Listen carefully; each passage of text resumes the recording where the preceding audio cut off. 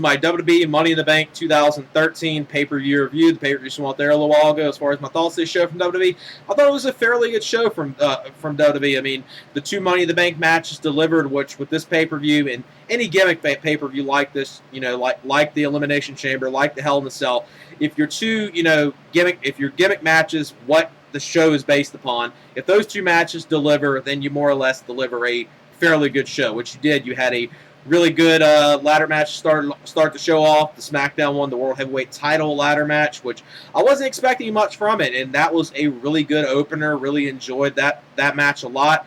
I thought the WWE one was a little bit better, but the SmackDown one really surprised me. I mean, I wasn't expecting much with the talent in there. And then the outcome of it was definitely a shocker with Damien Sandow winning. Did not see him winning it. Probably him and Cody Rhodes, the final two in the match. Those two probably were the two people within the ladder match that I thought was going to be the person that would have the least chance of winning it. Then you saw a great main event. Now the world title wasn't the main event, but you were promoting RVD's return. You have all the former champions and the WWE Money in the Bank ladder match. So you had to kind of have that be the main event, which it was a great main event. Really enjoyed it. Great ladder match. Tons of good stuff in there, and just really enjoyed it. Now the two title matches of the show, the Alberto Del Rio and Dolph Ziggler match, I thought was a really good match. Just did not like the DQ ending that they did with AJ. That was the only part I had a problem with the match, was the ending of it. And the Mark Henry and John Cena match was a good match. I gotta say, I actually did get into it. Wasn't a bad match at all. Just the one thing was that obviously a lot of people know I'm not the hugest Mark Henry fan, but I do think Mark Henry should have been given the title on here. I think that he should have ended John Cena's title reign here, defeated John Cena, just because they had this awesome build up to this. I mean, the great swerve with Mark Henry, doing the thing, acting like he was going to retire, attacks John Cena, then that's the build up to this. And, he's having a lot of momentum going into this, and I thought, it would have been a perfect time to give him the title. They did not go that route, so that's the only problem with that match. With that right there. And the other stuff on the show wasn't too bad, but let me get into the review. The opening match was the pre-show. This was the Usos versus The Shield, Roman Reigns and Seth Rollins for the tag team titles. Really good pre-show match, probably the best match we've seen on any of the WWE pre-shows. Really good fast-paced action, good back-and-forth action. Really liked it a lot. The only part I had a problem with the match was during WWE, with their pre-shows recently, they started doing this where they go to somewhat of a commercial break, more or less, a few ads promoting the pay-per-view during the match. They did that twice during here. That was the only thing I hated during the match. But really good stuff here, and this looks like this is going to be a feud we'll be seeing continued with something happening later on in the night. And Roman Reigns and Seth Rollins retain the tag titles. Really good pre-show match, about 3 1/4 stars, maybe even 3.5 stars. I really liked it. And, the Usos are a very talented tag team, so I'm glad we're going to be seeing these two teams having a feud with each other. And looks like, this is a feud that could go on for a little while. Then the start of the pay-per-view was the first ladder match. This was the World Heavyweight Title ladder match, Money in the Bank match, with Dean Ambrose versus Fandango versus Jack Swagger, Antonio Cesaro, Damien Sandow, Cody Rhodes, and Wade Barrett. Really good match. I wasn't expecting much from this, but really, beat my expectations. I mean, Sandow and Cody Rhodes, they did some good stuff here. You saw them two teaming up early in the match against Jack Swagger and Antonio Cesaro. So that was good stuff to start the match. Ambrose got in some good stuff. Fandango looked very good in this match. Wade Barrett did his thing as well. So, I mean, everyone got in their spots here.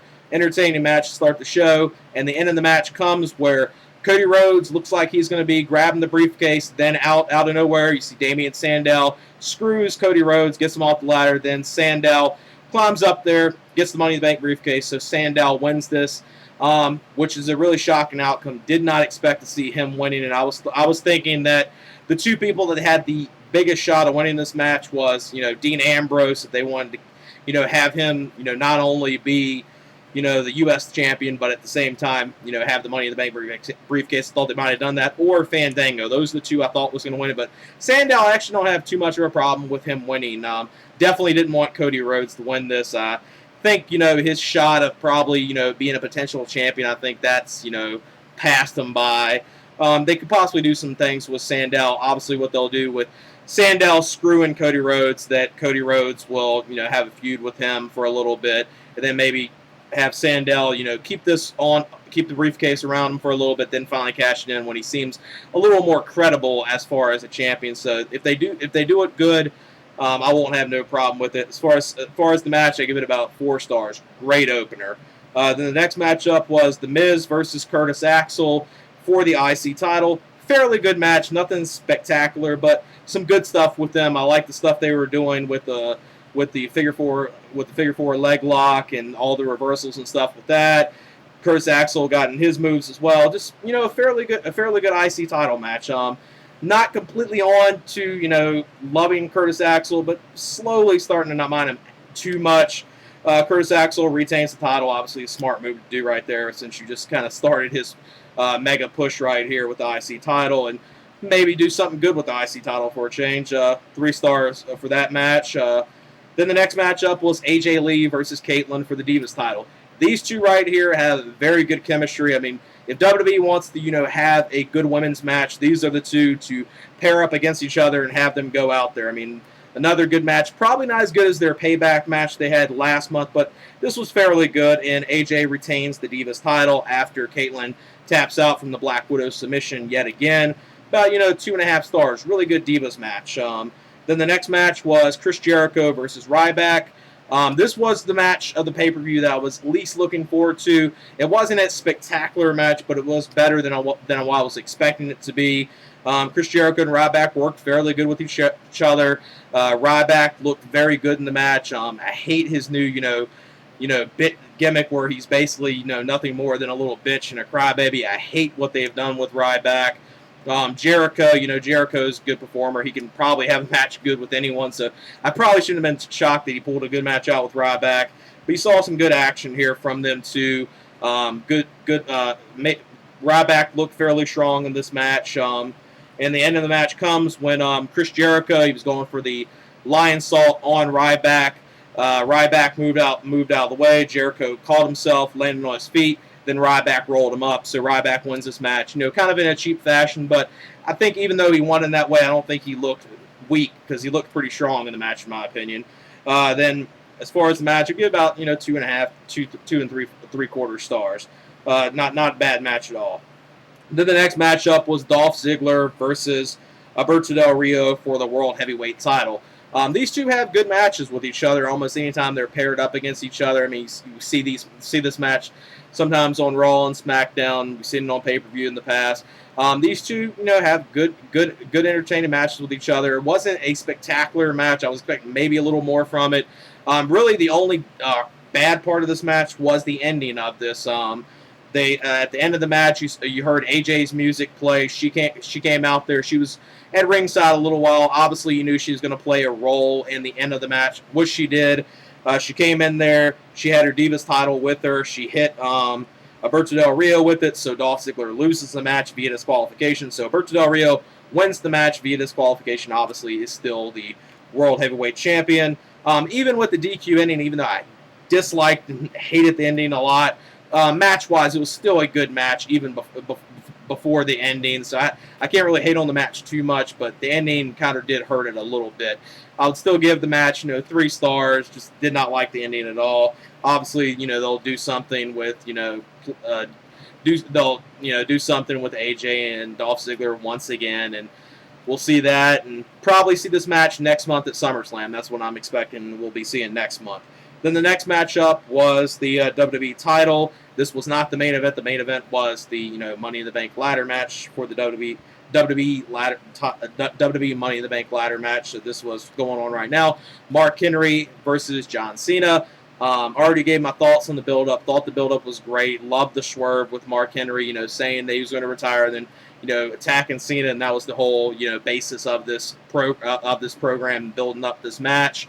Like I said, I think Mark Henry should have won the title here. I mean, they did some really good stuff with each other. I mean, obviously did the thing where John Cena looked like at first he couldn't pick up Mark Henry up for the attitude adjustment, and they did the thing where Mark Henry, landed on his back, looked like, that he was going to pick up the victory that way, hit the World's Strongest Slam. They both did their finishers on each other. And then towards the end of the match, this is when John Cena was getting the upper hand. John Cena first applied the STF for the first time on Mark Henry. Mark Henry got to the ropes. Then John Cena pulled his leg, pulled him into the middle of the ring, applied the STF once again, and then Mark Henry ended up tapping out. So, as great as the build-up is, they already, pretty much killed it right here with Mark Henry losing this match. Even though even though a lot of people know I'm not a fan of Mark Henry, I think just with the build-up and everything, and it would have been probably good to see him, win the title here and maybe have a short reign. But we didn't see that happen. John Cena retains the title. I know a lot of people are probably not going to like that outcome because of John Cena retaining the title. As far as the match, I would give it, about 3.25 star, maybe 3.5. It was not a bad match. It was a fairly good world title match, but obviously understandable not being the main event because you had the other Money in the Bank ladder match, which was the main event, which was next. This was the WWE Money in the Bank ladder match with RVD, Christian, Daniel Bryan, Randy Orton, Sheamus, and CM Punk. Obviously, Kane got taken out from, the attack from the Wyatt family. I guess some people probably were expecting maybe a replacement here. We did not see that, so it was, instead of 7 participants, we just saw 6 participants in here. But this was an incredible match. Just excellent stuff from here. RVD looked great in this match. Loved everything he did in here. Him and Christian, have very good chemistry with each other. I love seeing them in ladder matches, so you saw stuff with them in this match. Daniel Bryan looked very good in this match. I mean, he was probably one of the guys, obviously, with the crowd. Him and Punk were probably the 2 most over people in this match. RVD as well, with them being in Philadelphia as well. I mean, with obvious exception, with RVD being from ECW, obviously you knew the crowd was going to be on his side a lot, but Daniel Bryan did some great stuff in here. Punk did as well. I would have loved to see a little more of RVD and CM Punk in this match. Didn't see as much as I would love to see, but hopefully with this run that RVD's having with WWE right now, even though it's a limited basis as far as his appearances, I'm hoping that at some point within this time with him being in WWE, we see a singles title, a singles feud with RVD and CM Punk. Sheamus did some good stuff with Randy Orton as well. Just a great match right here. RVD did the 5-star frog splash off the top of the ladder to Christian. Probably one of the best ones I've seen him hit off the ladder, other than probably the one time with him and Christian did have that singles ladder match on Raw, back in the day. Daniel Bryan looked very strong at the end of this match. He was laying everyone out. Obviously, with that, you knew that he was not going to be winning it. You knew something was going to happen, and something did happen. When he was about to, go up the ladder, everyone was laid out, looking like he was going to be, grabbing the Money in the Bank briefcase. Curtis Axel comes out there, attacks him, so he gets Daniel Bryan pretty much out of this match. And then CM Punk hits the go to sleep on Curtis Axel. Them two getting the brawl outside there. CM Punk ends up hitting the go to sleep on the floor to him. Then this is when Paul Heyman comes out there. Paul Heyman is coming out there yelling at Curtis Axel like, "Why'd you do this? Why'd you do this to my friend?" Then obviously something later on at the end of the match took place. This was CM Punk. He goes in the ring. He goes in the ring towards the end of the match. He's climbing up the ladder. No one's coming in there. Paul Heyman's smacking the mat, cheering on him. Then Paul Heyman comes to the ring. This is the part you obviously knew Paul Heyman was going to screw him. CM Punk is going up there. Paul Heyman hits him with the ladder into the leg, and then Punk, is basically like, looking bewildered. Why would Paul Heyman do this to me? Looking like he's about to cry somewhat. And then Paul Heyman hits him with the ladder. Punk gets busted open pretty bad in this part right here. And then the end of the match comes when RVD's looking like he's going to come in there, win the Money in the Bank briefcase on his return. But then Randy Orton grabs him off the ladder, hits the RKO. Then Randy Orton goes up the ladder and wins the Money in the Bank briefcase. So Randy Orton wins this match, which is kind of, something good to see with Randy Orton because he hasn't had a title run in a little while. So maybe they'll do something good with him right now. I don't know how long they'll keep the Money in the Bank briefcase on him. He seems like someone that they would not want to keep it on for too long, maybe make him cashing in pretty soon. I see Sandow, waiting a little while to cash in. The WWE one I see, maybe cashing in a lot sooner. As far as the match, that match right there, main event, was definitely the match of the night for me. Just a lot of incredible stuff in there. Stuff I didn't even get through everything that took place in the match. 4 1/4 stars. Really good match. As far as the show, with the 2 Money in the Bank briefcase matches, with the 2 Money in the Bank ladder matches delivering for the show, obviously, with that, the show, somewhat is good already because that's the selling point of the pay-per-view. And the 2 world title matches weren't that bad. You saw a good Divas match. Really, you didn't see anything terrible on this pay-per-view. You saw 2 great ladder matches. So overall, I would give the pay-per-view about a 7.75 out of 10. Definitely a show I would say is worth checking out. It's not a must-buy, but it's definitely something worth checking out for a number of matches. So that's it for my WWE Money in the Bank 2013 pay-per-view review. All right, peace.